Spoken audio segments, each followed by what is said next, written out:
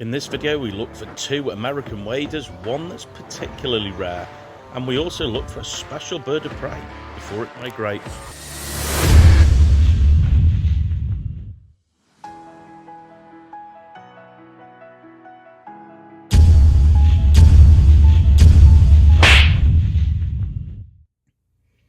Hey folks, I've come on a little outing today to Park Gate on the Wirral.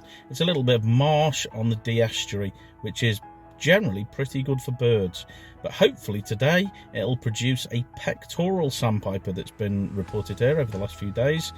That's an American visitor. The only issue is it's been elusive and distant, which doesn't fill me with too much confidence, but let's try and get that on our year list. The first challenge at Park Gate isn't just finding where the bird's been seen, but it's finding a parking spot, as this place has one of the best chip shops and some of the best ice cream parlours around. I got out the car to near where the pectoral sandpiper had been seen. Luckily I found two other birders who were looking for it, who pointed out the exact little spit of mud that the bird had been sighted previously that day. It was at a bit of a distance, but I could see plenty of birds were present, the most numerous by far being noisy Canada geese. I did spot a small wader on the far side and got excited, but unfortunately this wasn't our bird. It was a redshank that was busily feeding along the mud. After a short while a group of larger white birds showed up. These are spoonbill, a species that's becoming more numerous in the UK and very aptly named. There appeared to be 4 birds present, and these were soon joined by a grey heron. But up to now, no sign of the pectoral sandpiper that I was here for, so I had a wander down the front, past the chippy and the ice cream parlours, and then walked back, thinking I may need to give up. But when I returned, there was a small wader at the end of the spit. It kind of arrived out of nowhere, and this was our pectoral sandpiper. Fantastic.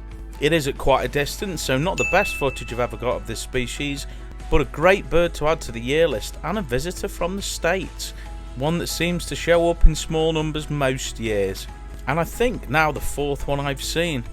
Here's some footage from last year. This individual at this species was at close range at Top Hill Low in Yorkshire. I thought I'd include this just to show you how wonderful this little wader is.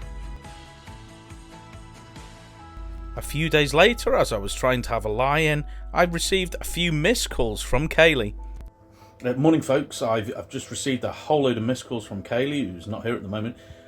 She's seen there's a mega rare bird somewhere on the Wirral, Burton Mere area, about half an hour from here. I've not even looked what it is yet, but she's just got in touch and told me to go and get Emily out of bed and go and get it. So join us for the madness. I've got to go. I got Emily dressed really quickly and we hopped in the car for the drive to Burton Mere. So we rushed here, hot-footed it down to Burton Mere wetlands because there is a real mega, a Hudsonian Godwit, which is like an American species of Godwit. So we're racing right round to the other side of Burton Mere wetland, as fast as our legs can take us to see. I hope it's still there. Stick with us, let's see if we can find it. We hot-footed it as fast as we could to Border Hide, which was at the other side of the reserve. It was about a mile, so Emily did very well. When we arrived, the hide was packed, with many excited birders looking over the small pool that contained a number of roosting waders. After a short wait, a couple of people left and I was able to sit down, and now began the scanning of all the Godwits in front of me to pick out one that looked a bit different. With some kind direction from some other birders, I was able to pick out this Hudsonian Godwit, and it was obviously different than the birds around it. It was smaller in size and the plumage was much darker, a very rich reddy brown. The bird at this point remained asleep with its head under its wing, and it stayed like this for quite a while. After a short while it stuck its head up, had a bit of a shake, and then went back to sleep again. Regardless, we were over the moon that we'd seen it. This bird is very, very rare, with maybe 6 or 7 accepted records. Please correct me if I'm wrong. So a really exciting bird to have so close to home. We didn't stay too long as it was packed and there were people waiting to get views of this wonderful bird. So after about 10 minutes we stood up and left our seats to some other excited birders. We've just got a lifer, and it's a mega.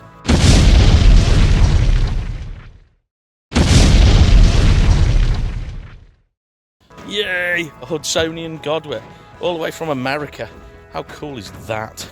We've even phoned Kaylee to make her jealous. This had been an extremely exciting yet brief journey to our local nature reserve. We got to see a bird which might not show up in the UK for many years to come. Kaylee's going to be so jealous. We took a trip about an hour inland to Llynbrennig. This trip was to see one specific species, a very special one, and to try and catch it before it migrates.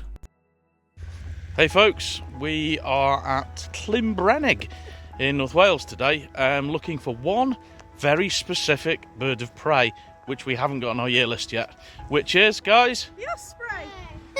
So hopefully there'll still be some around because they'll be migrating to Africa soon. Yes, we better get it quite quick. We better get it quite quick. Also, they might be at a distance because this lookout's quite a distance away from where they are, so maybe distant footage, but we need to get it.